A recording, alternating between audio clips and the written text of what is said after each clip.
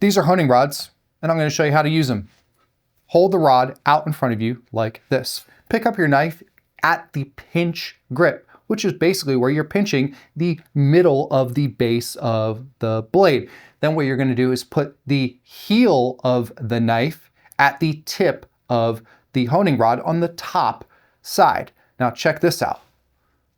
See how my finger's there at the pinch grip? Right along there, that's giving me somewhat of an angle guide.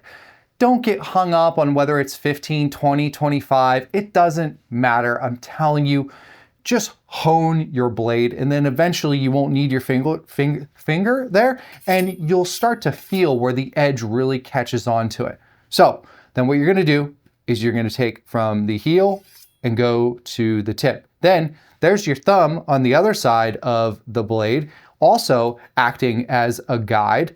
And then you're going to go on the bottom side and you're going to do the same thing.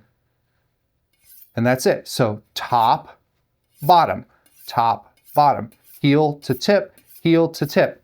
That's it. 4 or 5 passes per side, you are good to go. There are several types of honing rods. We have steel, ceramic, and diamond. If you're new to honing rods, don't worry about the diamond. Stick to a steel for softer steel knives, German knives, or a ceramic for Japanese knives. Can you use ceramic for any of them? Yes. Can you use a steel for any of them? Yes, but that's kind of the guide. The black ones are more durable than the white ceramic rods. And there you have it. That's how you use a honing rod to hone a sharpened blade and keep it sharp longer. These will not sharpen your knife. So if you can't cut a tomato, and you hone your blade and you can cut a tomato again, you have a sharp knife that just needed a little bit of love. However, if you can't cut a tomato and you hone your blade and then you still can't cut a tomato, you have a dull knife, and these are not going to bring it back to life. You need to get your knife sharpened and then use these after every prep session to keep it sharp.